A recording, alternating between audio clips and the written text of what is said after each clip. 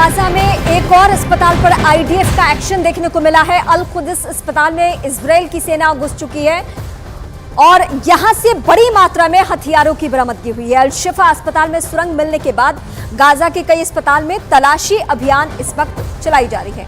इस वक्त जो ये तस्वीरें हम आपको दिखा रहे हैं, दरअसल कुछ लोगों के यहाँ होने की सबूत मिले थे, यानी जो बंधक बने हैं, और साथ ही साथ हथियारों का जखीरा मिला था इजराइल की सेना को। यानी यही वो ठिकाना है, यही वो जगह है जहां से अल शिफा के अंदर से ही यहाँ पे ऑपरेशन चलाने की कोशिश की जा रही थी। गाजा में ग्राउंड ऑपरेशन में जुटी इजराइल की सेना हमास के हर ठिकाने को तबाह कर रही है। अल शिफा अस्पताल के पास जहां सुरंग मिली, वहीं अल कुद्स अस्पताल में हमास के हथियारों का जखीरा भी मिला। गाजा के रंतीसी अस्पताल में भी इजराइल की सेना ने कार्रवाई की है। रंतीसी अस्पताल में सुरंग को तबाह करने का दावा किया गया है। ये 3 तस्वीरें आपके सामने है, जहां अलग अलग एंगल से हम आपको दिखा रहे हैं कि कहां सुरंग है, कहां हथियारों का जखीरा मिला है और किन किन अस्पताल के 2 बड़े अस्पताल जो है गाजा के, जिसमें शिफा अस्पताल और रंतीसी अस्पताल, इन दोनों ही हॉस्पिटल्स का इस्तेमाल हमास के आतंकियों ने अपने मूवमेंट को चलाने के लिए या इजराइल की सेना पर हमला करने के लिए किया था। हालांकि बाद में कुछ स्ट्रांग सोर्सेज के हवाले से जब इजरायली सेना को इसके बारे में पता चला तो फिर उन्होंने कदम उठाया और कदम उठाने के बाद सीधे इन दोनों ही अस्पतालों पे जाकर छापा मारा और यहां से हमास के आतंकियों के ठिकाने को ध्वस्त कर दिया है पूरी तरीके से। तो ये तस्वीर इस वक्त हम आपको दिखा रहे हैं। गाजा में ग्राउंड ऑपरेशन में जुटी इजराइल की सेना हमास के हर ठिकाने तक पहुंच रही है।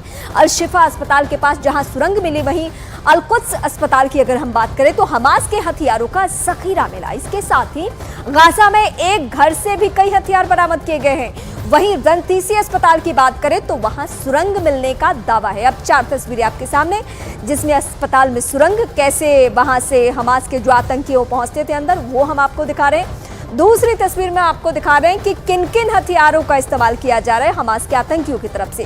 घर से भी हथियार मिले हैं, यानी किसी के घर पे जाके कब्जा कर लेना, कंट्रोल कर लेना और वहां हथियार रख देना, ये भी कर रहे हैं हमास के आतंकी। सुरंग मिलने का दावा हुआ है।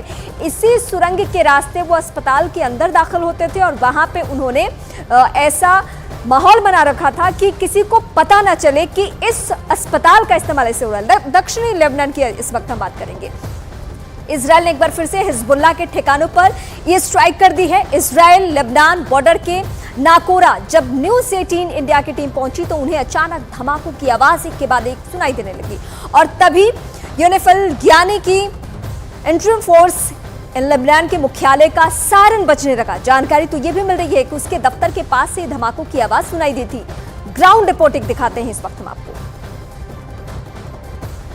देखिए, हमारी मौजूदगी नाकोरा इलाके में है और एक के बाद एक 6 से 7 ब्लास्ट हुए हैं और उसके बाद यूनिफिल, जो कि यूएन की पीस कीपिंग फोर्स का हेडक्वार्टर है, उसके पास किस तरह से सायरन की आवाज़ यहाँ पर गूंजती है। यहीं पर अभी बड़े धमाकों की आवाज़ यहाँ पर आई है। हम देखने की कोशिश कर रहे हैं क्योंकि अब से थोड़ी देर पहले जब हम ये रिपोर्ट कर रहे हैं तो यहाँ पर आसपास बहुत तेज एक के बाद एक कई धमाकों की आवाज़ आई है। और देखिए, धमाके जिस तरह से होते हैं तो पूरा जो रोड है पूरी तरह से सन्नाटा पसर जाता है और यूनिफिल का जो ये सायरन है बार बार इसी तरीके से बजने लगता है। लगातार यहाँ पर हमले हो रहे हैं। हम कोशिश कर रहे हैं कि कहीं स्मॉग फिलहाल दिखे, लेकिन ये सायरन इस बात का संकेत है कि यहाँ पर धमाके आसपास हो रहे हैं। हमारी मौजूदगी नाकोरा इलाके में है। नाकोरा, लेबुना, अलमशाब, आयताशाब, ये ऐसे इलाके हैं जहाँ इजराइल ने एक बार फिर से अटैक किया है और आप ये सायरन सुन सकते हैं कि कितना ये अलर्ट करने के लिए जो स्टाफ होता है